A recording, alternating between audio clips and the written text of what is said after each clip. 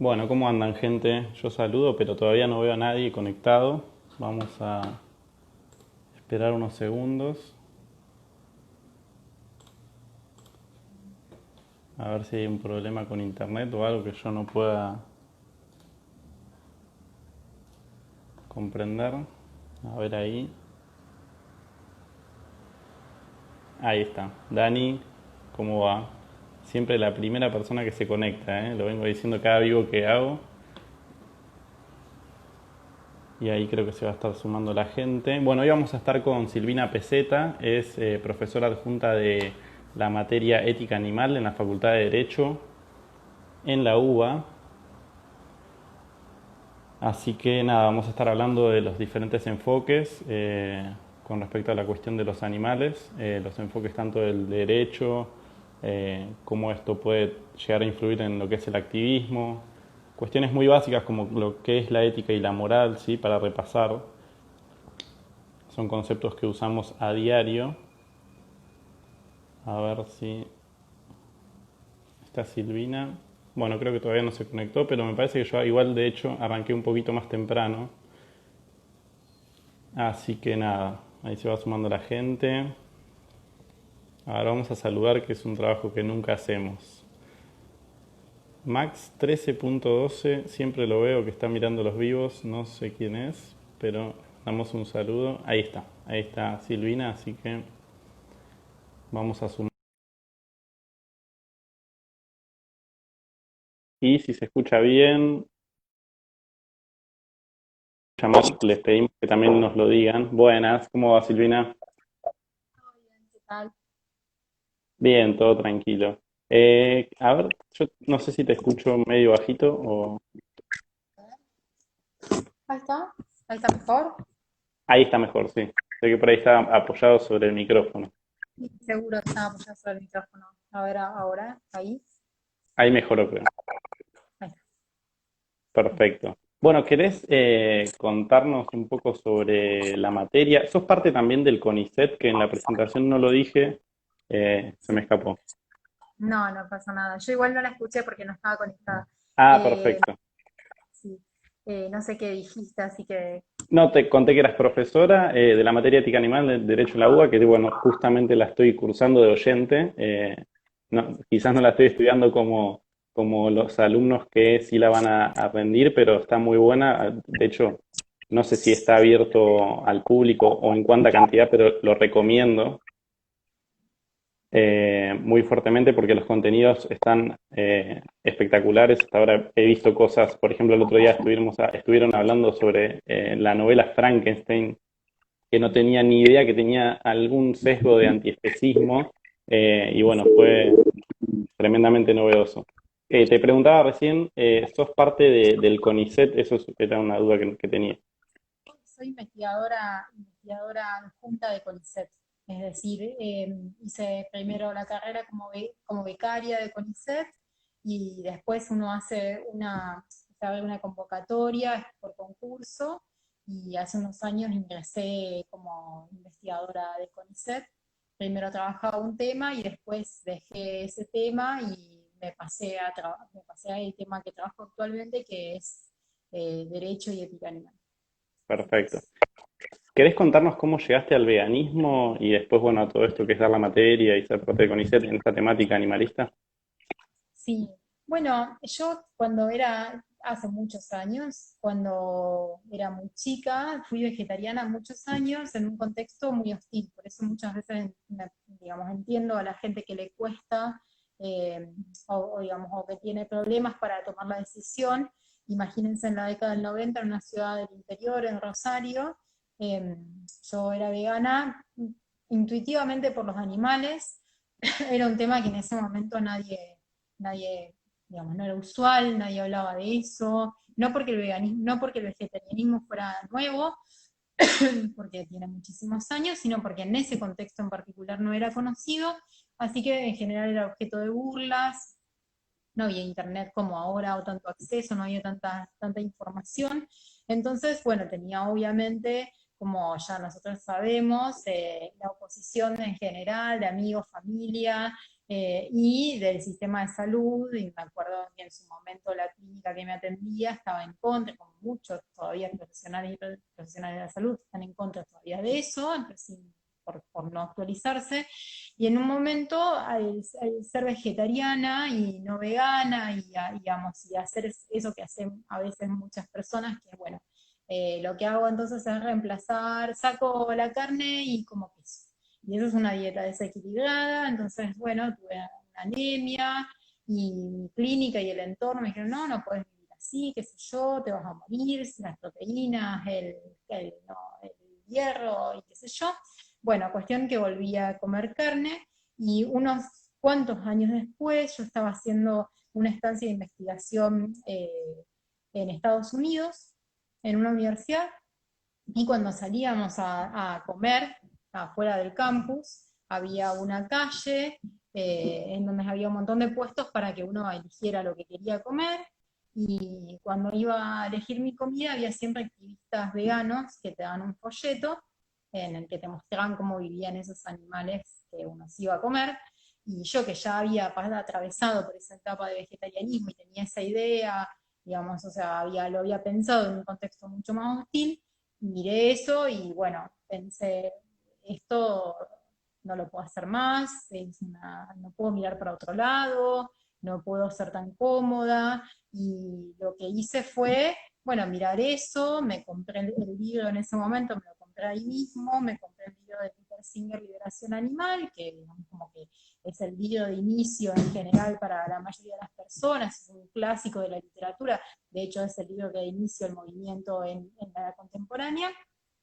Lo leí en el avión de vuelta y Sí, después miré un ratito de Earthlings, que fue 3 minutos porque es insoportable la película, sí. y bueno, y decidí ser vegana directamente, no vegetariana, y bueno, entonces ahí ya había mucha más información, todo disponible, y esto ya hace casi 9 años y nunca tuve un problema de salud, nunca más tuve anemia, tomo mi B12, o Claro. sea, y no.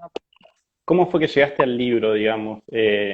¿La persona con la cual hablaste o la que te repartió el folleto también te hizo una recomendación bibliográfica o ya sabías algo de lo que había No me disponible en cuanto a bibliografía? acuerdo, no me acuerdo, probablemente haya sido una sugerencia del folleto, probablemente Ah, haya sido, perfecto.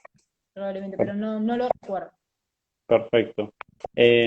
Bueno, ¿querés que entremos en lo que es definir ciertos conceptos que está buenísimo, que se sepan por ahí con un poquito más de profundidad que usamos a diario? Por ejemplo, la materia se llama ética animal. No puedo no preguntar, quizás ya esto la gente lo ha hablado muchas veces o lo ha recibido como información en secundaria, universidad, etcétera, pero digamos, ¿qué sería la ética y qué sería la moral así en algo muy corto y qué sería la ética después en cuanto a su desarrollo, la descriptiva, normativa y la analítica? Bueno, por ética, en general hay una convención que se usa en el área de la filosofía, porque la ética es parte de la filosofía, que establece que la ética es esa parte de la filosofía que se dedica a estudiar qué es la moral, o qué es lo moralmente correcto, que se hace preguntas en torno a, no podría definir de manera muy rápida y breve, sobre qué debemos hacer, cuáles son las razones últimas que guían nuestras acciones y que tienen que ver con otra serie de vocabularios que podemos, en el que podemos incluir, por ejemplo, la idea de derechos, de intereses, de obligaciones morales, de respeto, de igualdad, de igual consideración. Es decir, uno ingresa al ámbito de la moral cuando deja de pensar en términos estrictamente egoístas, cuando deja de pensar en términos de lo que a uno le conviene o le conviene a aquellas personas que integran su núcleo más íntimo, su familia y sus amigos, y empieza a pensar más allá de esa mera conveniencia y de hacer algo porque quiere al otro, y empieza a pensar de manera más imparcial, moralmente, para considerar los intereses de los demás. En general, a veces cuando uno piensa en términos morales, hay una idea muy de sentido común que la asocia con, bueno, ciertas ideas religiosas o de represión sexual, o uno imagina como, bueno, discusiones morales basadas en las creencias en un dios, o que provienen de una determinada religión, o que tienen que ver con actos privados que no afectan a terceros, como en algún momento la moral se dedicó digamos, a establecer ese tipo de obligaciones, por ejemplo, con uno mismo, ciertas ideas de perfeccionismo moral respecto del tipo de vida que uno lleve. Bueno, a partir de la edad moderna, la pregunta moral tiene que ver con las relaciones intersubjetivas, y en lo que nos atañe a nosotros tiene que ver con quiénes son los otros con los que podemos entablar este tipo de relaciones intersubjetivas.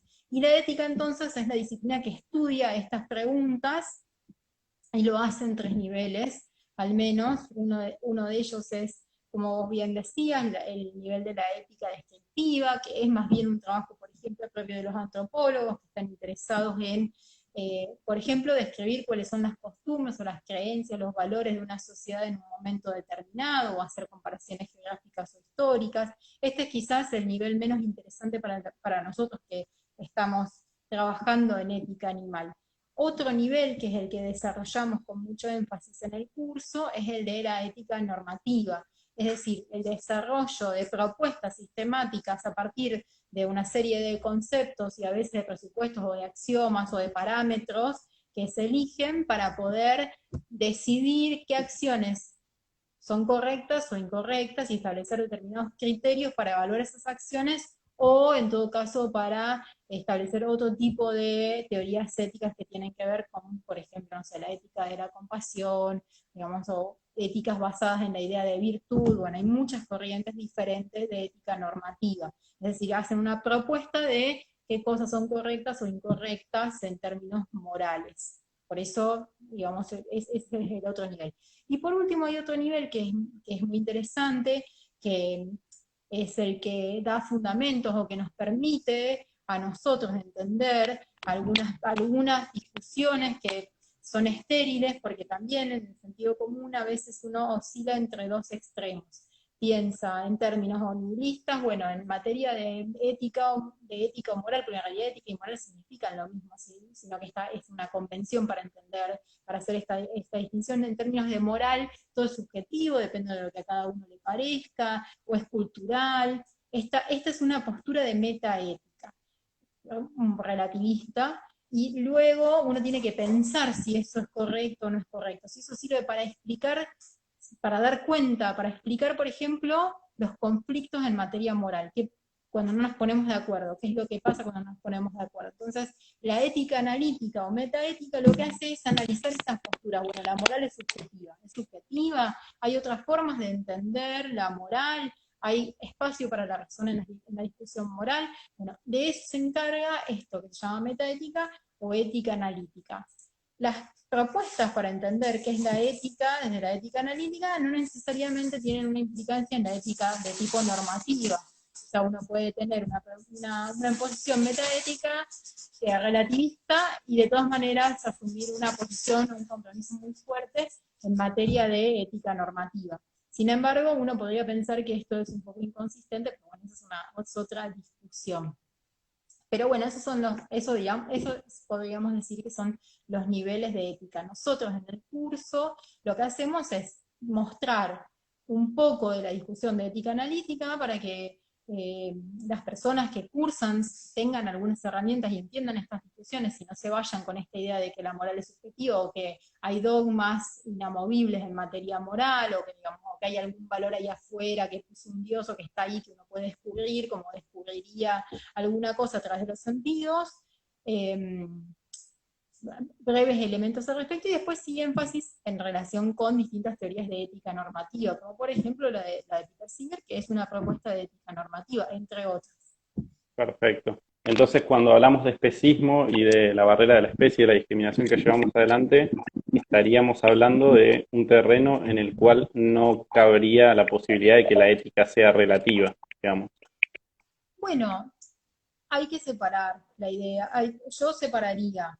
Uno puede sostener que los juicios morales son relativos y aún así sostener un juicio moral. Lo que pasa es que uno se pregunta cuál es la posibilidad o la consistencia de sostener esas dos teorías a la vez. Pero como juegan en dos niveles distintos, uno es un posicionamiento de ética normativa y otro es un posicionamiento de metaética, uno podría comprender eso.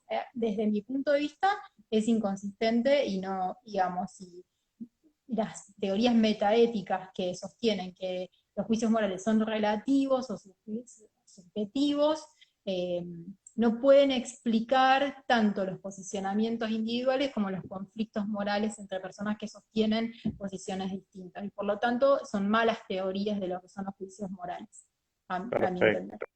perfecto. Este es un tema para estudiar. Incluso yo lo voy a ver de vuelta al vivo para ver cuál es mi conclusión al respecto. Sí, Bueno, respecto también del especismo, vi que en una charla separabas el especismo antropocéntrico y el no antropocéntrico. Por esto también es una buena distinción que le podemos llevar a la gente que nos está escuchando. sí, el especismo, el especismo en general siempre es antropocéntrico, es decir, Sí, esta idea de que la especie humana es, es superior en términos morales y nuestras creencias, prácticas, cultura, legislación, instituciones están basadas en esta idea de superioridad de la especie humana respecto del resto de las especies existentes. En particular es dañino respecto de las especies existentes sintientes, ¿no es cierto? Porque si yo eh, me comparo con una planta, bueno, no puedo decir que las plantas tienen intereses. Entonces, si fuera especista en este sentido, no importaría, porque no habría un daño ahí específico. O sea, habría daños por otros motivos, pero no en términos de violentar algún derecho de ese vegetal, o sea, no tiene intereses ese vegetal. Entonces, la matriz es del especismo antropocéntrico, que coloca en el centro, digamos, en el vértice superior sí. al hombre. Y cuando digo el hombre y después lo demás, las mujeres, bueno, los hombres que no son Perfecto la blancos, bueno. aclaración. Y después, por supuesto, tenemos especismo no antropocéntrico. Y esto se ve a veces, van acompañados en general, cuando las personas sostienen, por ejemplo, preferencias o protegen algunas especies por sobre otras. Entonces, eso es típico en muchas personas que se indignan cuando tratan mal a un perro y hay un gran escándalo social, por ejemplo, el último caso la semana pasada, creo que fue una mujer que le pegaba a su perro en la calle, la filmaron, la denunciaron, estaban todos espantados, pero cuando uno muestra las imágenes del matadero y les muestra que ellos Sí. también contribuyen a ese tipo de violencia y forman parte de lo mismo, no ven eso y ahí sí vemos un especismo no antropocéntrico, porque hay una referencia entre especies que también es injustificada e injusta. Claro, perfecto. Después, respecto de la relevancia moral y la sintiencia, ¿podríamos definir lo que es la sintiencia? Que también es un término que a veces presenta ciertas dificultades. Sí, por sintiencia, sintiencia es un término que proviene en principio de la biología y que se toma para trabajar o para construir teorías de ética normativa antiespecistas. La sintiencia es un prerequisito en términos morales y es una característica que tienen algunos individuos humanos, porque no todos los humanos son sintientes, y algunos individuos de otras especies, porque no todas las especies son sintientes, y los humanos mismos no somos sintientes a lo largo de toda nuestra vida. Hay accidentes que pueden hacer que dejemos de Claro, ser sintientes, a la vez que también puede suceder, a la vez que también en los primeros estadios del inicio de la vida humana no estamos frente a un humano que sea sintiente. Entonces la sintiencia es la capacidad de tener experiencias subjetivas de dolor y placer como mínima. Esto es muy importante en términos de que no es una mera reacción, es una capacidad de tener una experiencia subjetiva. O sea, el individuo que sufre eso, perdón que se escucha una paloma aletear, no sé si se escucha. ¿Se escucha? Se sí, está se escucha un tratando de... poquito. Justo Sí, estaba viendo perdón. antes tu vivo sobre las palomas. Muy interesante. Es que tengo una paloma y está todavía recuperándose, entonces como no puede caminar bien, se acomoda con las pobrecitas. Entonces aletea para acomodarse y bueno. perdón. Perfecto. Entonces, lo que es muy importante decir es que no es una cuestión de mera reacción, o sea, no es una reacción, sino que es una experiencia subjetiva consciente de dolor o de placer. Luego hay muchas diferencias porque eh, hay sujetos que son sintientes, pero no son autoconscientes. Es decir, una experiencia subjetiva de dolor y con eso es suficiente para considerar que tienen interés en evitar el dolor y buscar el placer y punto, tienen interés en no ser dañados y por lo tanto si usamos la terminología de los derechos, por ejemplo, una teoría que use la idea de los derechos y para el derecho esto es muy relevante, van a tener derechos específicos, derechos subjetivos, pero además de eso, hay animales, y animales humanos y no humanos, que somos autoconscientes. Esto quiere decir que nos percibimos a lo largo del tiempo como el mismo individuo, que tenemos una conexión entre nuestro yo presente y el yo futuro. No todos los humanos tienen eso, no todos los humanos se reconocen a lo largo del tiempo. Piensen en un bebé muy chiquitito, piensa en una persona que sufre una enfermedad neurodegenerativa, que no se reconoce a sí misma, es sintiente, sufre, tiene experiencias subjetivas de placer o dolor, pero no se reconoce, o sea, no se reconoce como la misma persona hoy o mañana. Y con los animales no humanos pasa lo mismo. Hay animales que son autoconscientes y hay animales que no lo son. Pero lo que importa es que sean sintientes. O sea, sintiencia Perfecto. supone conciencia y no todos los sintientes son autoconscientes. Eso es importante para después establecer qué tipo de derechos para qué animales. No es lo mismo para un animal que es autoconsciente privarlo de su libertad que para un animal que no es consciente privarlo de su libertad. El daño es diferente. Entonces uno tiene que poder después merituar eso cuando piensa en términos, por ejemplo, legislativos. Claro.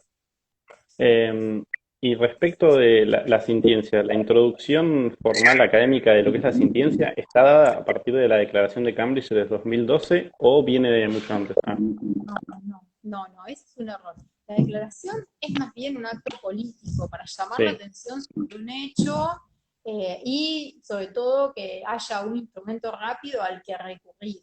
Pero los y las científicas, los biólogos ya saben hace muchísimo tiempo que los animales no humanos tienen esta misma capacidad que muchos animales humanos de tener estas experiencias. Esto no es nuevo, no es que la declaración lo que hace es reunir un grupo de científicos que dice, bueno, sí, estamos todos de acuerdo en que esto pasa, pero la investigación incluso sobre qué animales son sintientes y qué animales no son sintientes sigue su curso. O sea, progresivamente se va descubriendo que algunos, por ejemplo, invertebrados que se consideraban que no eran sintientes, son sintientes, pero nadie duda desde hace ya muchas décadas que una gran cantidad de especies tienen esta capacidad de sintiencia y que una gran cantidad de especies además son autoconscientes, o sea, tienen esta capacidad. Después hay discusiones en términos de cognición animal, que son discusiones en las que aportan tanto la biología como, por ejemplo, la filosofía, en particular la filosofía de la mente. En Argentina tenemos una filósofa que trabaja esto, que les recomiendo un montón. Nosotros vamos a organizar una charla, un ciclo de charlas y la vamos a inter que se llama Laura Danón. Ella es perfecto. doctora en filosofía y trabaja justamente filosofía de la mente animal. Entonces Perfecto. trabaja sobre esta idea que está muy relacionada con la idea de sintiencia. O sea, es decir, hay una mente ahí, ¿cuándo podemos afirmar que hay una mente? Bueno, esto es muy interesante, pero a cada disciplina los desarrollos apropiados y necesarios. No hay dudas de que son sintientes y hace muchísimo tiempo todos aquellos animales que más explotamos, es decir, todos Claro. los animales a los que sometemos a la ganadería para el consumo. Entonces, en relación con esto, y ya metiéndome en lo que, metiéndonos en lo que es las teorías éticas y los autores, se podría hablar de que los primeros, la primera información sobre la sintiencia puede venir de la mano de Bentham cuando hablaba de la importancia de sufrir de los animales no humanos. ya otros filósofos de la antigüedad habían reconocido, Plutarco, por ejemplo, y Pitágoras habían Sí, reconocido que los animales tenían la capacidad de sufrir, los habían reconocido. O sea, en la antigüedad ya había discusiones respecto de qué le debíamos a los demás animales. Luego lo que sucede es que durante el medioevo los animales son considerados, digamos, inferiores y por influencia de la religión, son considerados como seres sin alma, meros instrumentos bajo nuestro dominio, y eso persiste hasta la edad moderna. O sea, esa idea, otras ideas se abandonaron y las ideas respecto a los animales no. Y sí es Bentham el primero que hace énfasis no en la sintiencia, sino en la relevancia, en que la relevancia para considerar moralmente a un sujeto o a un individuo no es su capacidad de razonar, sino que es su capacidad de sufrir. No lo pone en claro, términos de ciencia, pero nosotros podríamos traducirlo así. Dice, no, entonces esa cita famosa de Bentham, ¿qué importa si es inteligente, si es más o menos inteligente? Lo que importa es si puede sufrir. Eso es lo único que importa. Y moralmente, realmente eso es lo único que importa. Lo que importa de un ser, imagínense que nosotros, para el caso humano, no aceptaríamos que alguien tenga más derechos porque sea más racional o sea más inteligente. Ah, es un genio en matemática, es un astrofísico que es genial, entonces le damos más derechos. Y esta persona que tiene mucha menos inteligencia y no comprende cosas básicas, entonces tiene menos derecho y no sé, podemos torturarlo, podemos utilizarlo, porque lo que importa no es eso, porque ese no es una característica moralmente relevante, lo que importa es la relación entre lo que yo quiero, el daño del que yo quiero proteger a ese individuo y la característica que se vincula con ese daño. Entonces la inteligencia no tiene nada que ver con sufrir tortura, con sufrir privación de la libertad, con sufrir hambre, con sufrir dolor, con sufrir falta de atención médica, no tiene nada que ver. En el caso humano nosotros ya aceptamos eso hace relativamente poco tiempo y en los papeles por lo menos lo aceptamos. Nos falta pensar eso en términos de los demás animales. perfecto. Y respecto de los abordajes contemporáneos, lo que es la teoría de Singer, Francione, Horta, y bueno, lo que ahora devino en Zoopolis, que creo que tiene una ruptura respecto de la visión de los demás animales, ¿qué nos puedes decir de esto? ¿Cómo se ha ido transformando la teoría? Bueno, como te decía antes, el que inicia la discusión en la edad contemporánea, no porque antes no hubiera habido, el que se hace famoso en realidad porque hay otros libros previos, como habrá explicado seguramente Pablo en el curso de ética animal, que bueno, yo no la dicto sola la materia, la dicto con Pablo Suárez, Pablo Suárez, eh, sí. cuando él da, perdón, cuando él da su su aspecto, que son teorías críticas, lo que muestra, y feminismo lo que muestra es eso, que ya había mujeres que habían escrito sobre eso, pero Singer es el que se hace conocido con su libro Liberación Animal, y lo que hace él después es trabajar con su propio marco teórico. Singer es un filósofo utilitarista, o sea, pertenece a esa corriente y como tal lo que hace es usar esas herramientas para trabajar la cuestión de los demás animales. Y después eso se va repitiendo con otros filósofos y filósofas que trabajan con un marco teórico que ya es existente previamente para el caso humano y muestran que la barrera de la especie, a partir de distintas consideraciones, distintos fundamentos, muestran que la barrera de la especie es una barrera moralmente injustificada. Y utilizan otras expresiones. Por ejemplo, Reagan utiliza sujetos de una vida, en lugar de hacer énfasis en la sintiencia como prerequisito. Y tanto Reagan como Singer son los dos fundadores de este movimiento. Reagan lo hacen desde una posición deontológica, en la que él va a trabajar la idea de derechos morales para los demás animales. Es un filósofo también, su libro es mucho más largo para leer, y por ahí quizás se leyó menos que eso. Y luego después tiene una serie de filósofos que van trabajando, y filósofas que van trabajando a partir de sus propios marcos teóricos. Entonces tenemos a Martha Nussbaum, tenemos gente que trabaja desde la ética de la compasión, tenemos distintas ideas que van apareciendo.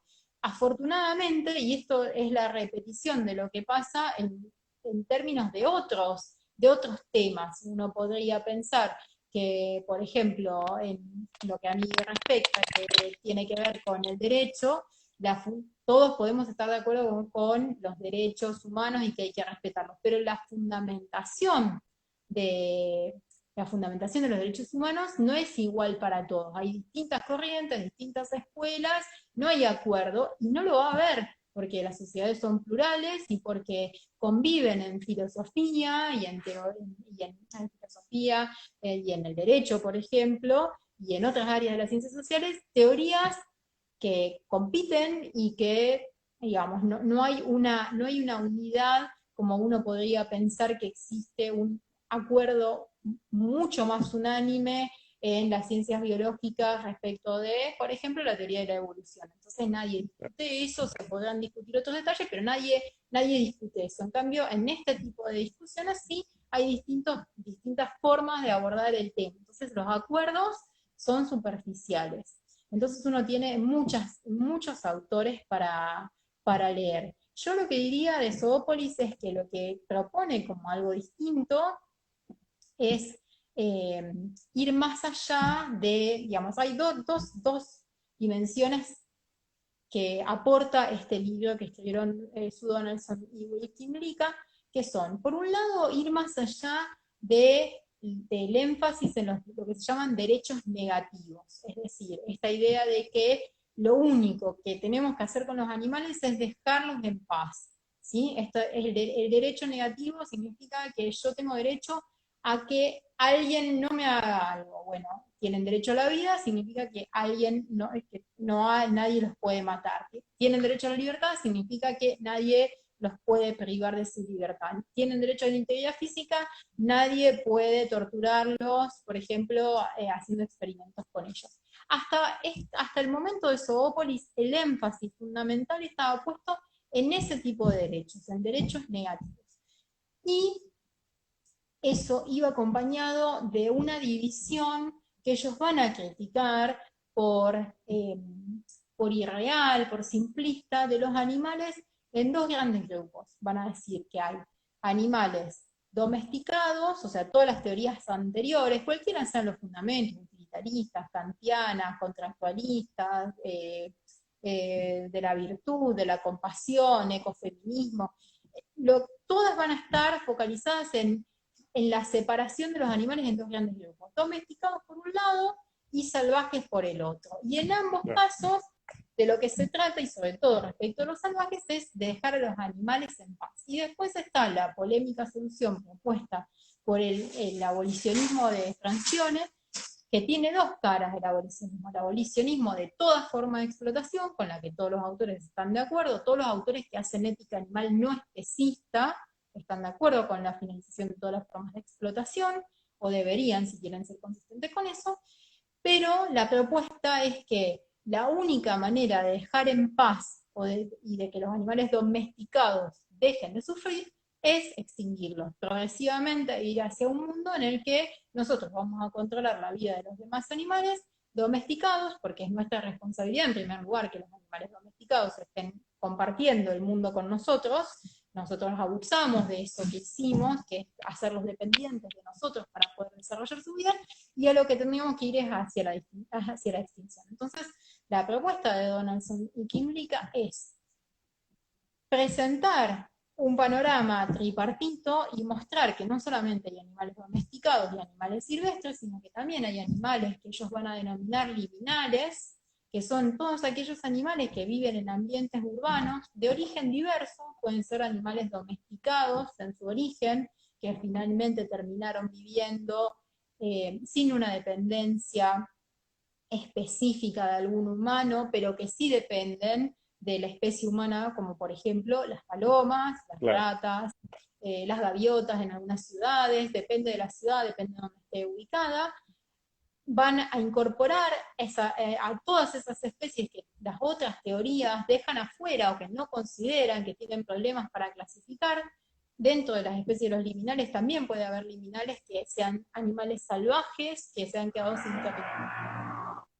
territorio porque el corredor se cerró, que se adaptaron a vivir en las ciudades, y lo que van a proponer es además de esta idea en la que todos los autores anteriores además se focalizaban, que es que, bueno, si los animales tienen derechos negativos, si tienen derechos entonces no pueden ser cosas, tienen que ser sujetos, van a decir, bueno, pero además de ser sujetos, igual que en el caso humano, los humanos, además de ser sujetos de derechos, también somos miembros de sociedades o de comunidades políticas, en donde esos derechos, particularmente algunos de ellos, los positivos o relacionales, es decir, no solamente los de ustedes no me pueden hacer esto, sino también yo tengo derecho a pedirle a la comunidad, por ejemplo, que diseñe de manera inclusiva los espacios públicos, que considere asuntos de salud pública, que tenga planes de retiro, que tenga un sistema de salud pública, que provea de educación para poder formar parte de esa sociedad. Van a focalizarse en eso y van a decir, bueno, si nos tomamos en serio que los animales son sujetos y no cosas, y el derecho entonces los reconoce como sujetos, sujetos que son parte de qué comunidad. Y entonces van a dividir y van a decir, bueno, vamos a usar, porque Kymlicka es reconocido antes de dedicarse a la cuestión animal, por sus desarrollos en teoría política. Él es un filósofo político que escribe un libro que lo hace muy conocido, que se llama Ciudadanía Multicultural, trabaja mucho sobre eso y en su libro se ve eso, se ve la huella de todo lo que él venía trabajando sobre sociedades multiculturales y emplea esa idea, y entonces va a decir, bueno, los animales domesticados que están acá porque nosotros los trajimos acá, nosotros somos responsables de haberlos traído a nuestras sociedades y nos hemos abusado de esas características de los animales para domesticarlos, los tenemos que reconocer plenamente como miembros, como sujetos y como miembros de nuestras sociedades. Y entonces va a proponer que los animales domesticados sean ciudadanos de nuestras sociedades. Y va a proponer para los animales salvajes la idea de que sean ciudadanos de sus propias comunidades soberanas, la soberanía para los animales salvajes, con todos los conflictos que esto supone, porque los animales salvajes también viven en territorios ocupados por humanos, entonces él va a hablar de soberanía superpuesta. Y finalmente, para el caso de los animales liminales, a lo que va a hacer referencia él es a la idea que nosotros ya tenemos para el caso humano, quizás esta es la idea más polémica, es que él, por una serie de razones que tiene que ver con que ellos consideran que para que los animales liminales tengan más derechos, no negativos, sino positivos, habría que restringirles la libertad, lo que van a hacer es, y esto no lo aclaré, para todas las clases de animales, los mismos derechos negativos básicos que todos los autores pregonan, a la vida, a la integridad, a la libertad, Sí. y en el caso después va a haber derechos específicos para los otros grupos, y en el caso de los liminales, esos derechos van a ser respetados, pero su estatus de pertenencia, su estatus político va a ser el de residentes. Como aquellas personas que son extranjeras y que residen en una nueva comunidad política, tienen derecho a residir, pero no son miembros completamente plenos, lo que no significa que se los pueda explotar, que tengan menos derechos fundamentales, sino que tienen un estatus intermedio en el que no gozan de todos los derechos, pero tampoco tienen que cumplir con todas las obligaciones, pero tienen derecho a permanecer y a vivir en ese lugar. Esa es la propuesta muchísimo más detallada, por supuesto, que en su libro van explicando y toman ejemplos reales de formas de relacionarse y hacen comparaciones con los casos humanos que ellos usan para mostrar estas cuestiones de conflictos entre especies y cómo esos mismos conflictos se dan entre grupos humanos diversos en los que ellos se inspiran para elaborar esa teoría tripartita en función del tipo de animal al que se estén refiriendo. Perfecto. En un vivo que estaba viendo, estaba subido a YouTube, estabas explicando algo práctico de esto respecto de las palomas, ¿no? Puede ser que en alguna provincia de acá del país haya algún lugar especial para que las palomas desarrollen su vida o una infraestructura que creamos los seres humanos. Bueno, en Santa Fe hay un proyecto, hay una ordenanza que está detrás de eso, la doctora Natalia Pallavicini, que viene trabajando muy bien, presentaron un proyecto el año pasado que se aprobó para generar palomares y para mejorar o reacondicionar un palomar histórico que hay en Santa Fe en una plaza, para poder justamente convivir con las palomas, que en general son víctimas de todo tipo de desprecio y que pasan unas vidas muy miserables en tanto individuos, no como especie, porque como especies son muy exitosas, se reproducen mucho, vemos muchísimas palomas, pero sus vidas individuales son muy negativas. Entonces, una de las propuestas es la de convivencia con las palomas y establecer lugares en donde ellas encuentren un alimento de calidad, agua limpia, tengan asistencia sanitaria y se haga un control de población para mantener una población estable, en el mismo sentido que se hace control de población, por ejemplo, canina y felina, porque es necesario tener los medios suficientes para que con respecto a estos animales que dependen o a los que nosotros estamos obligados a ayudar, tengamos una cantidad de la que sí nos podamos hacer cargo y no estemos sobrepasados. Entonces esta es la idea que por ahora con el tema de la pandemia está suspendida. Perfecto. Hay un comentario ahí, a ver, no sé si vos los venías viendo o no. Había uno que dice, pero si la sintiencia fuera la única característica realmente relevante, entonces se permitiría hacer cualquier cosa con cualquier individuo humano o humano basado en que tal individuo ya no tiene dicha capacidad. Bueno, no. O sea, la sintiencia es una característica suficiente, pero no necesaria. Entonces, es suficiente para tener consideración moral, pero eso no significa que porque un individuo no sea sintiente podamos hacer cualquier cosa con ese individuo. Claro, De, o sea, en el caso humano eso se ve claramente. Por ejemplo, una persona que ha perdido la capacidad de sintiencia, no por eso carece de derechos. Hay otras consideraciones que uno puede tener. Lo que pasa es que el foco en la sintiencia es importante cuando pensamos en el especismo, porque eso lo damos tan por asumido en el caso humano y además agregamos otras capas eh, que no nos damos cuenta de la relevancia que tiene. Por eso se hace tanto énfasis en la cuestión de la sintiencia, pero es una condición suficiente, no necesaria, suficiente. perfecto. Hay Sí, otra pregunta que dice si tiene lógica desde el activismo discutir derechos positivos cuando el derecho negativo fundamental aún no es aceptado. Según lo que contabas, Zoopolis de todas maneras concuerda con la teoría de los derechos negativos, pero va más allá, ¿o no? claro, sí, sí, no es que de Zoópolis parte de la base de los derechos negativos, no es que los rechaza, o sea, no es que va a decir, bueno, vamos a empezar de cero y esto no existe.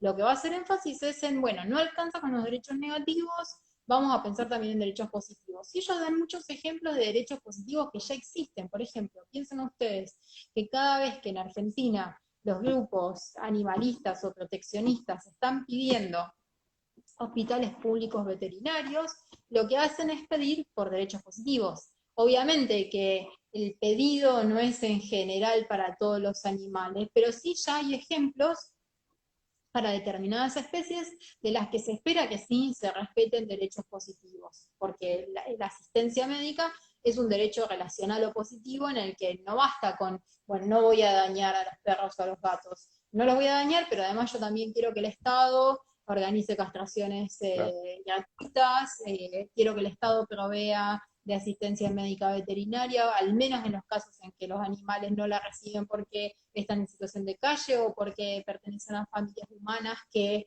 no están en condiciones de pagarlas. Entonces, esto sí ya existe, digamos, la idea de derechos positivos. Y después hay otra serie de ejemplos, por ejemplo, cuando nosotros pensamos en los rescates, cuando uno rescata un animal, si yo encuentro un animal en la calle, yo no lo daño, pero no tengo la obligación de asistirlo si está dentro de mis posibilidades, bueno, eso quiere decir que yo reconozco que ese animal tiene derecho no solamente a que yo no lo dañe, sino que también tiene derecho a que lo ayuden, a que lo claro, asistan, ¿sabe? Individualmente o de manera estructural. Entonces, bueno, sí, por supuesto que la idea de Zoópolis es una idea eh, en muchos sentidos que plantea cosas sobre las que estamos muy lejos, pero estamos muy lejos de claro.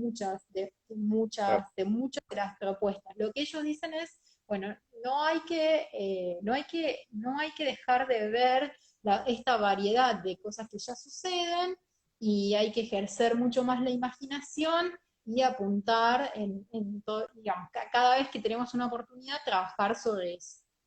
Claro. Lo veo así sin haber leído el libro y teniendo esto recién desde hace muy poco tiempo en la cabeza, lo veo como que en la parte práctica, sin dudas que la conquista de esos derechos positivos va a estar quizás más en la gente que está haciendo proteccionismo hoy en día o que está enfocada en ciertos animales específicos y el activismo por los derechos negativos va a estar quizás más en manos de personas veganas. O sea, sería una puja que va a hacer toda la sociedad y en diferentes frentes. Sí, probablemente por los derechos positivos trabajen algunos y otros Claro, trabajen en general por los derechos negativos. Pero bueno, eso es como, digamos, la diversidad de focos, de nuevo, a mí siempre me gusta poner el ejemplo en términos de derechos humanos. sí. Cuando uno piensa en derechos humanos tiene muchas áreas. Entonces, trabajar sobre los derechos de las mujeres, trabajar sobre los derechos de los niños, trabajar sobre los derechos del colectivo TBIQ, trabajar sobre derecho ambiental como derecho humano, trabajar sobre las personas en estado de persecución política, migrantes. O sea, bueno, hay distintos grupos trabajando y después se va especializando en tribunales específicos, publicaciones específicas, áreas específicas de trabajo. Una cosa no quita la otra. O sea, me parece que ese es un error y bueno, digamos, si alguien quiere trabajar sobre el derecho de los niños y otro quiere trabajar en derecho de las poblaciones con HIV, y bueno, sí, claro, son problemáticas, son todos derechos humanos, sí, claro, son todos derechos humanos, pero cada uno tiene su particularidad específica. Claro. Respecto a esto, entonces, ¿cómo ves la definición de veganismo, digamos? ¿Estaría sufriendo un cambio en lo que es su definición actual o estaría ultra relacionada con lo que es la abolición de la esclavitud animal y toda la propuesta de Zoopolis de poder considerar los derechos positivos de los animales entraría más en lo que es el antiespecismo o en la ruptura con la discriminación por especies? Yo, digamos, hay, digamos, no hay definiciones correctas en ningún área, o sea, vamos a empezar por ahí. O sea, la definición de un término depende de qué tipo de definición. Hay definiciones que son estipulativas, hay definiciones que son lexicográficas, es decir, cómo se usa, hay definiciones teóricas que responden a una teoría específica. Entonces tendríamos que pensar primero en qué área nos estamos moviendo. Yo no creo que la discusión relevante sea sobre la definición, porque la definición en última instancia lo que nos permite es atribuir un sentido a un término para que todos nos entendamos más o menos.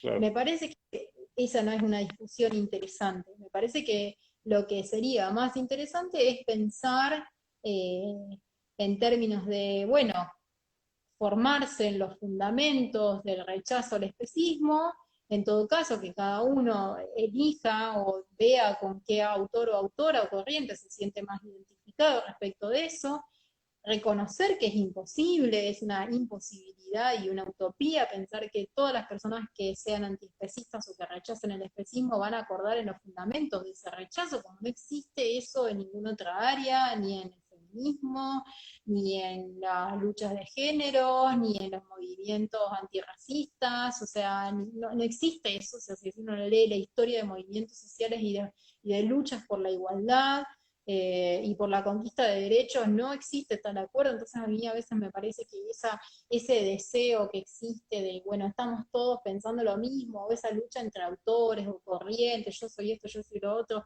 no me parece nada productivo y me parece una pérdida de tiempo. Y lo que sí haría es, bueno, eso, formarme más, pensar en esos términos y bueno, y trabajar donde cada uno pueda aportar más. O sea, eh, en función de la capacidad y del tiempo que tiene cada uno y del lugar que ocupa, tratar de hacer lo que resulta más productivo en ese sentido. perfecto. Respecto de lo que es la introducción de los derechos de los animales en la educación formal, ¿cuándo fue que surgió la materia? ¿Surgió también en el mismo momento que Derecho Animal, que creo que fue en 2015?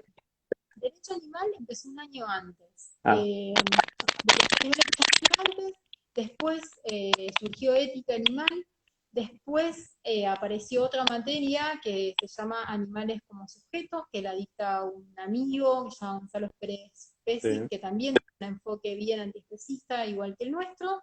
Y luego hay una materia sobre derecho penal y animales. Desconozco si el enfoque es antiespecista, no lo sé. Hay otra materia también de animales que es algo de sociología o enseñanza, no sé si es antiespecista, pero esta proliferación de materias es súper auspiciosa, es muy importante que haya varias materias, da cuenta del interés, de que el tema llegó para quedarse, de que hay diversidad, digamos. Ya sí, y hay una materia que también se llama animales, algo de consumo y animales, ¿Todo esto tampoco dentro sé si de la UBA Derecho o en otras facultades? derecho. Hay Ah, algunos, y acá sí yo quiero hacer una distinción porque a veces también hay una materia de derecho animal en Córdoba, sí. y eso es lo que sé acá en Argentina. Es interesante para mí destacar que no todo lo que se trabaja en derecho animal, eh, y acá de nuevo volvemos con el tema de los términos, o sea, cuando uno piensa en términos de derecho animal, puede pensar, bueno, simplemente la relación, el estudio de aquellas normas que regulan las relaciones interespecies, o realmente pensar eso desde una perspectiva antiespecista, fundamental, la corriente que a uno le parezca más adecuada, o mirado desde las distintas corrientes. No todo lo que es derecho animal tiene una mirada antiespecista. Entonces, uno a veces se pone contento, pero digamos, tiene que ser cauteloso porque a lo mejor hay una materia que aparece la palabra animal, y bueno, está bien que se reconozca, es auspicioso, es bueno, pero eso no significa que ni los profesores y profesoras o el contenido tomen esta perspectiva antiespecista. Entonces Claro. acá hay un tema interesante. Quería decir otra cosa y me olvidé respecto Bueno, a esto. no importa, recomendamos entonces ética animal. ¿Se puede cursar de oyente siempre? ¿Cómo es la dinámica? Sí, recomendamos esa y yo voy a recomendar a mi amigo, la verdad. Voy a recomendar a Gonzalo Perespecis que da animales como sujetos. Eh, Perfecto. ética animal se dicta 2 bimestres al año. En general se dicta en el primero y en el último bimestre, pero este año lo dictamos los 2 primeros bimestres, o sea que no la vamos a volver a dictar. Siempre aceptamos oyentes. ¿Qué significa aceptar oyentes? Que la gente que quiera ir a escuchar no pueda rendir, ya sea que sea de la facultad o que venga de otras facultades o que sea público general o que sean profesionales o de cualquier área, abogados o no, pueden venir a escuchar las clases. Este año, como las clases son virtuales, lo que hicimos fue usar un medio que nos permita que la mayor cantidad de gente que tenga ganas de escuchar las clases lo pueda hacer. Entonces lo estamos haciendo por Facebook en vivo, los miércoles de 18:30 a 21:30. Y este miércoles que viene tenemos clases y vamos a ver justamente una teoría ética normal. Perfecto. Vos no escuché bien porque creo que se cortó un poquito el micrófono. Vos recomendás, obviamente además de tu materia, animales como individuos también, que también se puede cursar de oyente. Animales Como como sujetos, sujetos. sí, Perfecto. animales sujetos, eso, de Pérez. Perfecto. Nosotros junto con un grupo de las mismas personas que ahora estamos cursando online tu materia, estuvimos cursando Derecho Animal hasta que, bueno, se suspendieron las clases. También acepta que se curse de oyente, así que está buenísimo para educarnos más si somos activistas, porque hay realmente un mundo académico que es muy desconocido, o sea, dentro del veganismo y en el activismo, me atrevo a decir, no hablo por todos, pero hay como una cierta creencia de que el manejo de las excusas antiveganas más comunes es lo que ya nos da la posibilidad de discutir la problemática animal en todos los sentidos y no. O sea, hay tres materias, esto ya habla de que el tema es muy profundo. Sí, y aparte que también hay que entender que a veces hay eh, cuestiones de imposibilidad o, digamos, de límites, por ejemplo, legales, no hay instrumentos legales para determinadas cosas que se pretenden hacer desde el activismo, entonces uno dice, bueno, no hay, o para construirle y convencer a jueces y juezas de esto, hay que hacer un esfuerzo argumentativo muy importante que requiere mucha fundamentación teórica, que no es fácil de lograr, entonces, bueno, se necesita mucho trabajo. Y claro, la ley siempre un instrumento y también un límite muy importante. O sea, la ley opera como un límite de lo que se puede y no se puede hacer, y sobre todo la ley siempre es reproductora y conservadora en principio. Entonces, cambiar la ley o pretender cambiar la sociedad a partir del cambio de la ley, y es, además de difícil, es un poco utópico, porque la ley es un Claro. producto que más bien reproduce.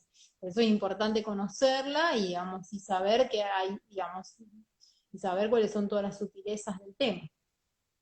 ¿Suelen adoptar el veganismo los alumnos de las cursadas? ¿Cómo hay aceptación respecto de comprender la discriminación especista y eso? Sí, cuando nosotros terminamos el curso, porque al curso hay mucha gente que viene porque le interesa la temática, entonces ya tiene esa idea y bueno, ya entonces está, bueno, sabe algo o tiene esa intuición y entonces, bueno, el curso les sirve para cerrar esa idea y hacerse vegana, por ejemplo, y hay otra gente que no, que viene porque el horario me convenía y se Claro, entera de un montón de cosas y por ahí se replantea algunas cosas, y aparte que tampoco es matemático, porque uno, como yo les decía al principio de cuando yo era vegetariana, también es cierto que no alcanza solamente con la cuestión del argumento y de tener razón, también hay condiciones ambientales que favorecen o no favorecen determinada toma de decisiones, que la hacen más o menos sencilla, más o menos naturalizada, y hay cuestiones de personalidad. Hay gente que se hace vegana y no le importa nada lo que le digan los demás, y hay gente que es más susceptible y no le, digamos, no se siente cómoda con el rechazo y le cuesta muchísimo más eso, y no tolera el bullying que le hacen en los eventos sociales, o no quiere desentonar, y entonces por más que quiera no puede. Entonces hay cosas que tienen que ver también con favorecer el ambiente y hacer más apto y más amigable eso. Por eso el trabajo de los activistas es tan importante, poner el tema en la agenda, mostrar que se puede, mostrar que no te pasa nada, que no te enfermas, que es una opción, que no es natural, o sea, que no, digamos, que comer carne es una elección, que no es natural, que hay otras maneras de comer y que se puede perfectamente comer así. Entonces eso es como también parte del gran aporte de los activistas. No es solamente una cuestión de argumentos, sino que también después viene acompañado de otro montón de factores. perfecto. Ahí están, nos quedan unos minutos, están preguntando recomendaciones, tanto bibliográficas o preguntaron por la filósofa que nombraste hace un tiempito, que igual el vivo va a Marta, quedar guardado. ¿Cómo era el nombre? Marta, Marta Nussbaum, Perfecto, Marta Nussbaum, Las fronteras de la justicia. perfecto. Esa es una recomendación. ¿Y alguna otra que tengas para la Y audiencia? a mí me gusta mucho para trabajar estos temas Carol Adams, la política Perfecto, sexual de la carne, pueden leer. Y después también para leer más cortito y trabajar temas, les recomiendo, eh, que es la única revista especializada de Latinoamérica en español y portugués, que es la revista latinoamericana de estudios críticos animales, que es de acceso abierto, o sea, se pueden leer todos los artículos sin pagar. Y bueno, y ahí van a encontrar una variedad de temas y de enfoques, es interdisciplinaria y es antiespecista, o sea, lo que van a encontrar ahí es autores y autoras que trabajan siempre, porque es condición para la aceptación de los artículos desde un punto de vista antiespecista. Y ahí van a perfecto. encontrar sobre feminismo y antiespecismo, racismo y antiespecismo, antropología, humanidades, derechos. Sí, hace poco esa página me la pasó una compañía de activismo y no podía creer el contenido que había ahí, o sea, hay para leer toda una vida. Sí, sí, sí, hay muchísimas cosas porque es una publicación que se hace 2 veces al año. Ese es un gran trabajo que hacemos que hacen en realidad, porque yo integro el comité editorial, que hacen un grupo de compañeras y compañeros con quienes trabajamos en el ILECA, que es el Instituto Latinoamericano de Estudios Críticos Animales, que tiene esta publicación, y con quienes hacemos también un congreso anual, que este año se suspendió por la pandemia, que es internacional, y hay mucha gente trabajando y ahí nos conocemos no solamente de gente de derecho, sino de otras áreas que también trabajan el antiespecismo desde otras disciplinas. Y es Perfecto. súper importante. Bueno, queda un minuto y la última pregunta, a ver si nos vamos a dormir. Todo es con buen humor o mal humor. ¿Qué pensás del mundo y si lo vamos a poder ver vegano, si vamos a poder dejar de usar a los animales? ¿Tenés algún tipo de esperanza o pensás que es algo que va a llevarnos muchísimo tiempo? Yo creo que nos va a llevar muchísimo tiempo, que no lo vamos a ver nosotros que estamos vivos ahora y que se va a dejar de consumir, que los argumentos morales antiespecistas hacen una parte y hacen una contribución, pero lo determinante va a ser que es insostenible este tipo de producción. O sea, comer así es insostenible. O seguimos comiendo así, nos morimos. O sea, Perfecto. se termina el planeta como lo conocemos. Entonces me parece que, digamos, no, una cosa no quita lo otro, los argumentos morales ayudan a entender eso, pero que en definitiva lo central va a terminar siendo que es insostenible. Claro, que por ahí después de esto rompamos con todas las otras, los otros tipos de uso que tenemos para con los animales, digamos. Sí,